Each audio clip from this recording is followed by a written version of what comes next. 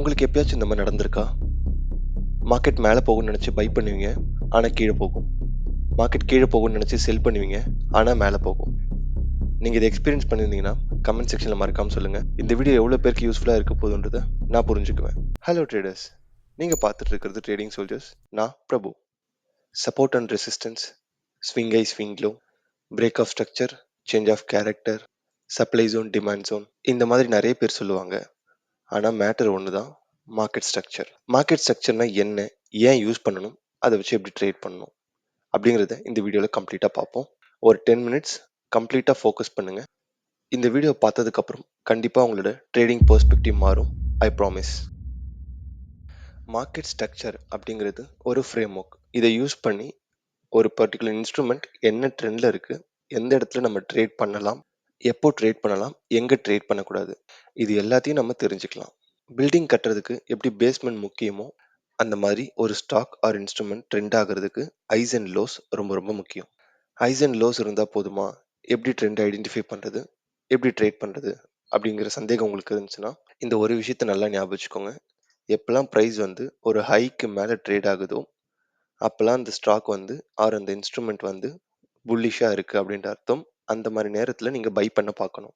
எப்போல்லாம் ஒரு ஸ்டாக் வந்து ஒரு லோக்கு கீழே ட்ரேட் ஆகுதோ, பிரேக் அவுட் ஆகி ட்ரேட் ஆகுதோ, அந்த மாதிரி நேரங்களில் நீங்கள் செல் பண்ண பார்க்கணும்.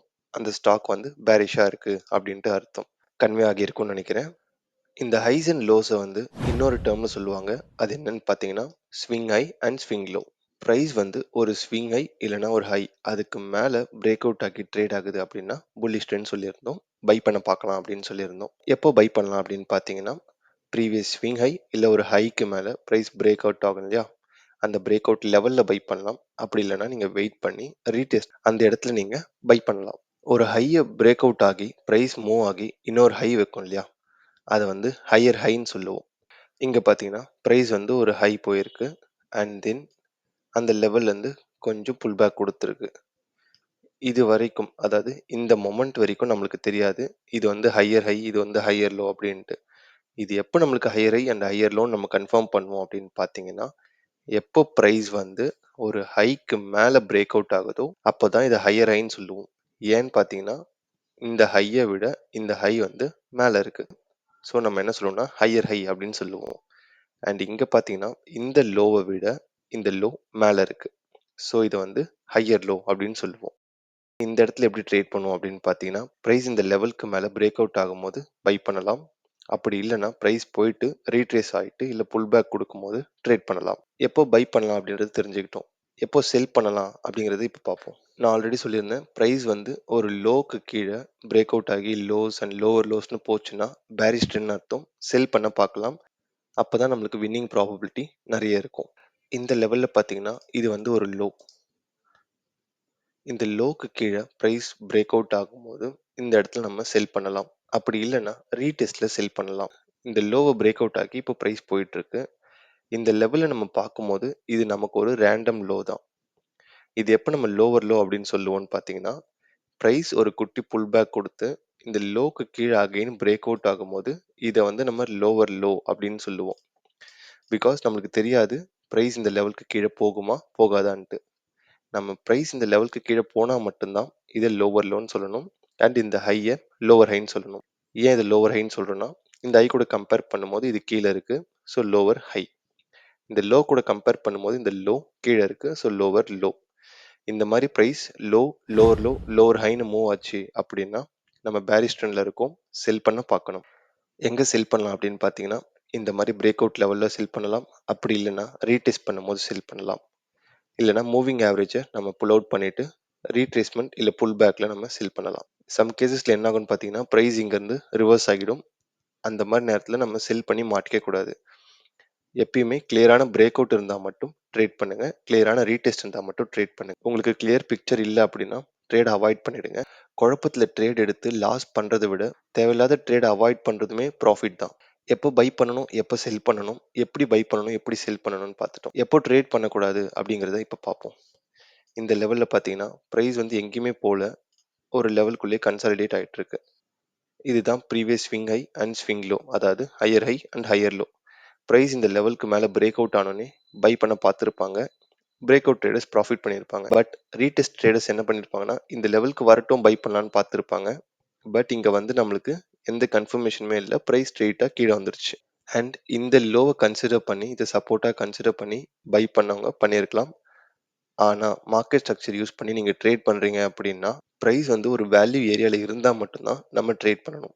வேல்யூ ஏரியானா என்ன சொல்ல வரேன் அப்படின்னு பார்த்தீங்கன்னா, இந்த மாரி ஸ்விங் ஐஸ், அதாவது highs, lows, support and resistance, supply and demand இந்த மாதிரி லெவல்ல தான் வேல்யூ ஏரியா அப்படின்னு சொல்றேன். அந்த லெவல்ல ட்ரேட் பண்ணா தான் நம்மளுக்கு ஸ்டாப் லாஸ் கம்மியா கிடைக்கும். நம்ம எப்போ ட்ரேட் பண்ணுவோம் அப்படின்னு பார்த்தீங்கன்னா, இந்த லெவலுக்கு மேல போனா தான் நம்ம இத வந்து ஒரு புல்லிஷ் ட்ரெண்ட்னு கன்ஃபார்ம் பண்ணி ட்ரேட் பண்ணுவோம். பிரைஸ் இந்த ஹைய பிரேக் அவுட் ஆகல. இன்ஸ்டெட் கீழ வந்திருக்கு. அகைன் இந்த ஹைய விட கம்பேர் பண்ணும்போது இங்க வந்து ஒரு லோவர் ஹை இருக்கு. இந்த இடத்துல நம்ம என்ன புரிஞ்சுக்கணும் அப்படின்னா, பையர்ஸால இதுக்கு மேல பிரைஸ கொண்டு போக முடியல. அண்ட் செல்லர்ஸ் நல்ல ஸ்ட்ராங்கா உள்ள வந்துட்டு இருக்காங்க. 2 பேருக்குள்ள நல்ல ஃபைட் போயிட்டு இருக்கு அப்படின்னு அர்த்தம். இந்த மாரி நேரங்கள்ல நம்ம என்ன பண்ணணும்னா, பொறுமையா வெயிட் பண்ணணும். ஏதாச்சும் ஒரு கிளியர் டைரக்ஷன்ல பிரைஸ் பிரேக் அவுட் ஆனதுக்கு அப்புறம் தான் நம்ம ட்ரேட் பண்ணணும். இங்க வந்து நம்மளுக்கு ஒரு கிளியர் பிக்சர் இல்ல. என்ன ட்ரெண்ட்னே தெரியல. ஸோ என்ன பண்ணலாம்னா, பெட்டர் இந்த மாரி நேரங்கள்ல ட்ரேட்ஸ அவாய்ட் பண்றது ரொம்ப நல்லது. இத வந்து நோ ட்ரேடிங் ஜோன் அப்படின்னு சொல்லுவாங்க. இந்த லெவல்ல ட்ரேட் பண்றதுக்கும் சில ஸ்ட்ராட்டஜிஸ்லாம் இருக்கு. சப்போர்ட் அண்ட் ரெசிஸ்டன்ஸ்ல சப்ளை அண்ட் டிமாண்ட டிரா பண்ணிட்டு, நீங்க அந்த லெவல்ல ட்ரேட் பண்ணலாம். உங்களுக்கு ஸ்டாப் லாஸ் குட்டியா இருக்கும். இப்ப இந்த இடத்துல பார்த்தீங்கன்னா, ஒரு ரெசிஸ்டன்ஸ் அப்படி இல்லனா சப்ளை ஏதோ ஒண்ணு இருக்கு. இந்த இடத்துல பார்த்தீங்கன்னா, டிமாண்ட் அப்படி இல்லனா சப்போர்ட் ஏதோ ஒண்ணு இருக்கு. பிகாஸ் பிரைஸ் இங்க இருந்து நல்லா ரியாக்ட் ஆகி மேல போயிருக்கு. அண்ட் இங்க ரியாக்ட் ஆகி நல்லா கீழ வந்திருக்கு.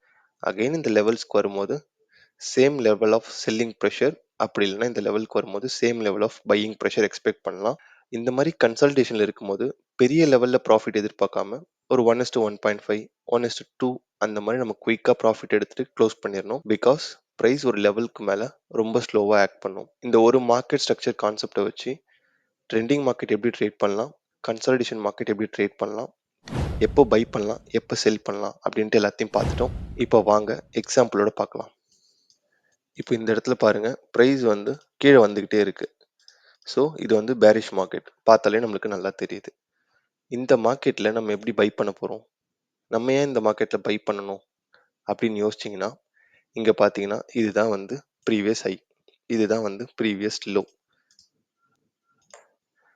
அப்படி இல்லைன்னா ஸ்விங் ஹை, ஸ்விங் லோன்னு சொல்லிக்கலாம். பிரைஸ் வந்து எப்போ இந்த ப்ரீவியஸ் ஹைக்கு மேலே பிரேக் அவுட் ஆகுதோ அப்போ வந்து நம்ம என்ன புரிஞ்சுக்கணும்னா, பேர்ஸ் வந்து குறைஞ்சிட்டாங்க, பையர்ஸ் வந்து ஸ்ட்ராங்கா இருக்காங்க அப்படின்றத புரிஞ்சுக்கணும். சில நேரங்கள்ல என்ன ஆகும்னு பார்த்தீங்கன்னா, இந்த மாதிரி ஃபேக் அவுட்ஸ் இருக்கும். பிரைஸ் வந்து ஒரு ஹைக் வந்து அதுக்கு மேல பிரேக் அவுட் ஆகுற மாதிரி ஆகிட்டு அகைன் லோவர் சைடில் பிரேக் அவுட் ஆகும். அந்த மாதிரி நேரங்களில் நம்ம இதை ஃபேக் அவுட்டாக கன்சிடர் பண்ணி செல் பண்ணலாம். இந்த மாதிரி ஃபேக் அவுட் ட்ரேட்ஸ்க்கு வின் ரேட் அண்ட் வின்னிங் பர்சன்டேஜுமே பார்த்தீங்கன்னா அதிகமாக இருக்கும். Because most of the traders drop ஆயிடுவாங்க. என்ன நினைப்பாங்கன்னு பார்த்தீங்கன்னா, இந்த லெவலில் ப்ரைஸ் பிரேக் அவுட் ஆயிடுச்சு, பை பண்ணலாம் அப்படின்ட்டு பை பண்ணிடுவாங்க. அவங்க ஸ்டாப் லாஸஸ்லாம் இந்த இடத்துல இருக்கும். அகைன் ப்ரைஸ் வந்து இந்த லெவலுக்கு கீழே வரும்போது அவங்க ஸ்டாப் லாஸ் எல்லாமே ஹிட் ஆகிடும். அண்ட் அது நம்மளுக்கு என்ன ஆகும்னு பார்த்தீங்கன்னா, ப்ராஃபிட் பண்ணுறதுக்கு ஒரு நல்ல ஆப்பர்ச்சுனிட்டியாக இருக்கும். எப்பயுமே நீங்கள் புல் பேக் இல்லை ரீட்ரேஸ் ட்ரேட் பண்ண போறீங்க அப்படின்னா, ப்ரைஸ் இந்த டைரக்ஷனில் மூவ் ஆகிட்டு, அதாவது ஒரு 1 to 3 கேண்டில்ஸ் இருக்கணும் மினிமம் ஆகிட்டு, பொறுமையாக வரட்டும்னு வெயிட் பண்ணுங்க. குயிக்காக வர ரீட்ரேஸ்மெண்ட்டை அவாய்ட் பண்ணிடுங்க. பிகாஸ் அது ரிவர்சலாக இருக்கிறதுக்கான வாய்ப்பு நிறைய இருக்கு. இந்த இடத்துல பார்த்தீங்கன்னா ஒரு ஃபேக் அவுட் ட்ரேட் இருந்திருக்கு. அதுவுமே நமக்கு குயிக்காக ப்ராஃபிட் கொடுத்துருக்கு. இப்போ இந்த இடத்துல பார்த்தீங்கன்னா இதுதான் ப்ரீவியஸ் லோ அண்ட் ஹை பார்த்தீங்கன்னா இது. பிகாஸ் ப்ரைஸ் இந்த லெவலுக்கு மேலே பிரேக் அவுட் ஆயிடுச்சு. ஸோ ஃபோக்கஸ் இங்கே ஷிஃப்ட் பண்ணிக்கோங்க. ப்ரைஸ் பார்த்தீங்கன்னா அதுக்கப்புறம் இந்த லோக்கு கீழே போகல. இந்த லோக்கு கீழே போனால் தான் நம்ம செல் பண்ண பார்க்கணும். லோக்கு கீழேயும் போல, ஹைக்கு மேலேயும் போல. அப்போ இது பார்த்தீங்கன்னா ஒரு கன்சால்டேஷன், அதாவது ரேஞ்சிங் மார்க்கெட்னு சொல்லலாம். இந்த லெவல் எப்படி ட்ரேட் பண்ணலாம்னா, இந்த லெவலில் வந்தால் செல் பண்ணலாம், இந்த லெவலில் வந்தால் பை பண்ணலாம். குட்டியாக குயிக்காக ப்ராஃபிட் பண்ணிடணும். ஃபைனலாக பார்த்தீங்கன்னா இந்த லெவலுக்கு மேலே பிரேக் அவுட் ஆகிருக்கு. ஸோ இந்த பிரேக் அவுட் பை பண்ணியிருந்தா ப்ராஃபிட் எங்கே புக் பண்ணலாம் அப்படின்னு பார்த்தீங்கன்னா, ப்ரீவியஸ் லெவல் சப்போர்ட் இல்லை ரெசிஸ்டன்ஸ் ஏதாச்சும் எங்கே இருக்கோ அந்த லெவல்ஸில் நம்ம ப்ராஃபிட்டை புக் பண்ணிக்கலாம். இங்கே பாருங்கள், இப்போ ப்ரைஸ் வந்து ஒரு ஹை போயிட்டு அகெயின் ஒரு லோ மேக் பண்ணியிருக்கு. இப்போ இது ஒரு ரேண்டம் ஹை, இது ஒரு ரேண்டம் லோ. இப்போ நம்ம எப்படி பை பண்ணுவோம், எங்கே செல் பண்ணுவோம் அப்படின்னு பார்த்தீங்கன்னா, ப்ரைஸ் இந்த லெவலுக்கு மேலே போனால் பை பண்ணுவோம், இந்த லெவலுக்கு கீழே வந்தால் செல் பண்ணுவோம். ப்ரைஸ் பார்த்தீங்கன்னா இந்த லெவலுக்கு மேலே போயிருக்கு. ஸோ வெயிட் பண்ணுங்கள், ரீடெஸ்ட் கிடைச்சதுன்னா பை பண்ணுங்கள். அப்படி இல்லைன்னா இந்த பிரேக் அவுட்டில் பை பண்ணலாம். பட் இந்த கேப் அப் இருக்கிறதுனால நம்மளுக்கு ப்ராப்பரான கேண்டில் கன்ஃபர்மேஷன் இல்ல. இங்க பார்த்தீங்கன்னா ரீடெஸ்ட் வந்திருக்கு. ஸோ நீங்க இங்க பை பண்ணலாம். அண்ட் டார்கெட் பார்த்தீங்கன்னா ப்ரீவியஸ் சப்போர்ட் ஆர் ரெசிஸ்டன்ஸ். இப்போ பை பண்றதுக்கான ஆப்பர்ச்சுனிட்டி பார்த்துட்டோம். எப்படி நம்ம செல் பண்ணலாம் அப்படின்றத பார்ப்போம். இங்க பார்த்தீங்கன்னா உங்களுக்கு நல்லா தெரியும். பிரைஸ் வந்து டவுன் ட்ரெண்ட்ல இருக்கு. இங்க பார்த்தீங்கன்னா இது ஒரு ஹை, இது ஒரு லோ, அகைன் இங்க ஒரு ஹை, இங்க ஒரு லோ. பிரைஸ் இந்த லோவை பிரேக் அவுட் ஆனதுக்கப்புறம் இது என்ன ஆகும்னா ஒரு லோவர் ஹையா மாறிடும். பிகாஸ் இந்த ஹையை விட இந்த ஹை லோல இருக்கு. இந்த லோவை விட இந்த லோ லோல இருக்கு. இது வந்து லோவர் லோவா மாறிடும். இது லோவர் ஹையா மாறிடும். பிரைஸ் இந்த லோக்கு கீழே பிரேக் அவுட் ஆகும்போது நீங்க ட்ரேட் பண்ணலாம். இங்க வந்து ரொம்ப ஸ்ட்ராங்கான கேண்டில் இருக்கு. ஸோ ட்ரேட் என்டர் ஆக முடியாது. ஸோ ஒரு புல் பேக் இல்லை ரீடெஸ்ட்க்கு வெயிட் பண்ணுங்க. இந்த இடத்துல ரீடெஸ்ட் ஆயிருக்கு. ஸோ இங்க செல் பண்ணலாம். டார்கெட் நெக்ஸ்ட் சப்போர்ட் இல்லைனா ரெசிஸ்டன்ஸ் இந்த லெவலில் நம்ம ப்ராஃபிட்டை புக் பண்ணிக்கலாம். இப்போ இது பார்த்தீங்கன்னா ஒரு ரேண்டம் ஹை அப்படி இல்லைனா ஒரு ஸ்விங் ஹைன்னு சொல்லலாம். ப்ரைஸ் இந்த லெவலுக்கு கீழே பிரேக் அவுட் ஆயிருக்கு. இப்போ இது என்ன ஆகும்னா ஒரு லோவர் ஹையாக மாறிடும். இந்த விக்கை பார்க்கும்போது இங்கே ஒரு டிமாண்ட் இருக்க மாதிரி இருக்கு. ஸோ நம்மளுக்கு கிளியரான பிக்சர் கிடைக்கிற வெயிட் பண்ணுங்க. ப்ரைஸ் பார்த்தீங்கன்னா கன்சால்ட் ஆகிட்டு கீழே மூவ் ஆயிருக்கு. அண்ட் அகைன் ரீடெஸ்ட் வந்திருக்கு. ஸோ இந்த மாதிரி லெவல்ஸில் நீங்கள் செல் பண்ணலாம். அப்படி இல்லை இன்னமும் கன்ஃபர்மேஷன் வேணும் அப்படின்னு நினச்சிங்கன்னா இந்த லோ இருக்கு இல்லையா, இந்த லோக்கு கீழே ப்ரைஸ் பிரேக் அவுட் ஆனதுக்கப்புறம் செல் பண்ணலாம். நம்மளோட டார்கெட் பார்த்தீங்கன்னா ப்ராஃபிட்டபிளான ட்ரேடர் ஆகிறது தான். So be consistent and B humble. Let's grow together.